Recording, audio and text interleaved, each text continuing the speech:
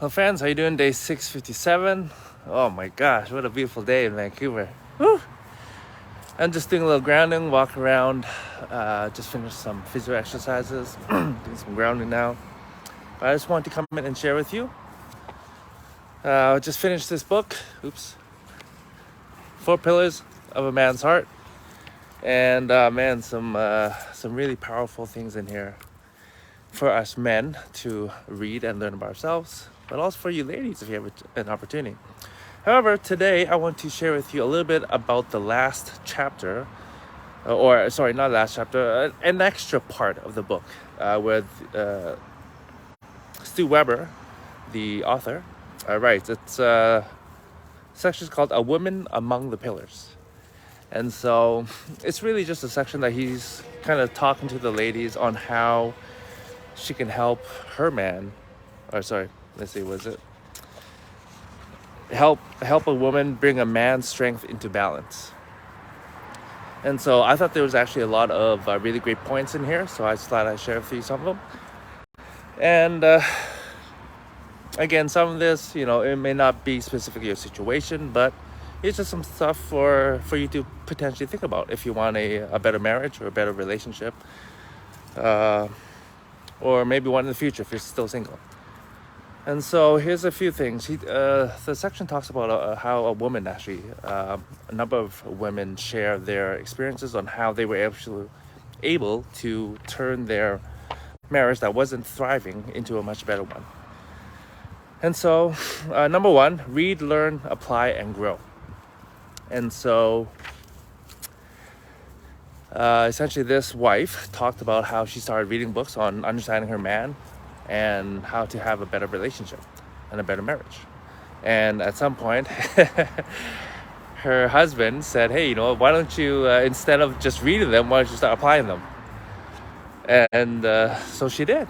And over time she started to be able to learn more about her man and be able to build a better connection and understand him more. That's a key thing. Because at the end of the day, if you don't understand the other person, where they're coming from, and be able to empathize, it's really hard to really connect. Because then what you're really trying to do is just expressing your feelings, emotions, and hoping to be heard instead of trying to hear the other person out and understanding them. Number 2, love unconditionally. Essentially, accepting the other person for who they are, how they are. And I know for myself, I learned that lesson around my late 20s, that, if you're going to be with somebody, you have to accept them as they are at this time when you first meet them.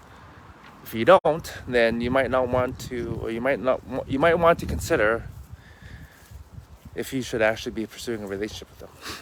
Because at the end of the day, people will change because they want to, not because you're forcing them to, or you're saying, hey, I don't like this about you, so you need to change this. Because what if they don't? Then what? Is your happiness dependent on somebody else's willingness to change something about themselves? And so, number 1, I don't think that's fair for you or the other person, right? So, love unconditionally. Number 2, listen intently. For a man, if you really think about it, where does he really have to go to actually be able to express himself? His thoughts, his feelings, his goals, his dreams, his aspirations. Where can he go to be truly vulnerable? For most men, if they're lucky, it's their partner. If they're lucky. I say that with a massive if. Because unfortunately, a lot of men don't have that, even with their partner. They may try to at some point, but then when their partner shuts them down, they eventually start to learn that they can't actually truly open up and be vulnerable, because they're apparently their feelings and emotions do not matter, or it's not safe for them to actually express it without their partner not allow them to be. Let's see. Oh, how about this one? Don't expect him to meet all your emotional needs. Woo-hoo-hoo. How was that one, my friends? Oh my gosh. I think that's a really great point. Um, you know, I'll just use my example for me when I talk about finding a mentor is that you should always have more than one mentor. Two or three is probably good because no one person will ever meet everything that you need. So same thing in a marriage or a romantic relationship. I don't think any one person will ever be able to give you 100% of everything that you need. And I don't think that's fair to put it all on one person. Just think about that.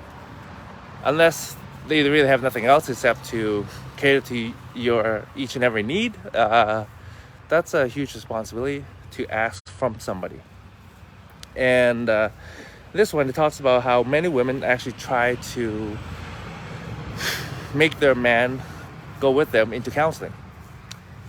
And really what that means for most women is that, okay, try to badger the man to understand that it's his problem and he needs to change. And in here, he talks about how most couples actually benefit the most from counseling individually, separately, instead of actually going in together.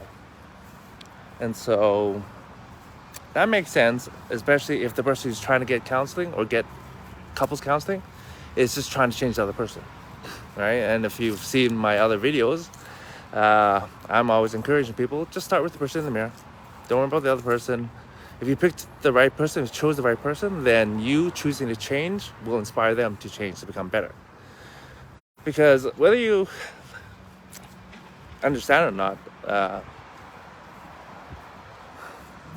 us men, we actually want to have a great relationship. We want to be loved. We want to love. We want to feel safe, just like you, in a relationship. It just may take a little bit more sometimes for some of us. And here's another one. Understand the power that you have. Man, what's that saying? Behind every successful man is a successful woman. I usually like the phrase, beside every successful man is a successful woman. But really, you women have the power to make or break us.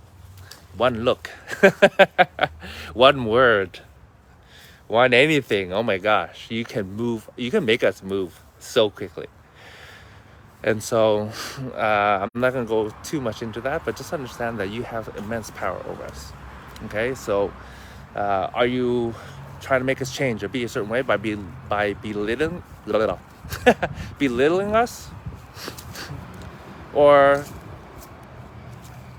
encouraging us or praising us? Which one do you think will be more effective? And then, which methods are you using? And how effective is it? From what I understand, most people prefer praise and encouragement. And again, nobody's perfect. Are you perfect? I know I'm not. So let's try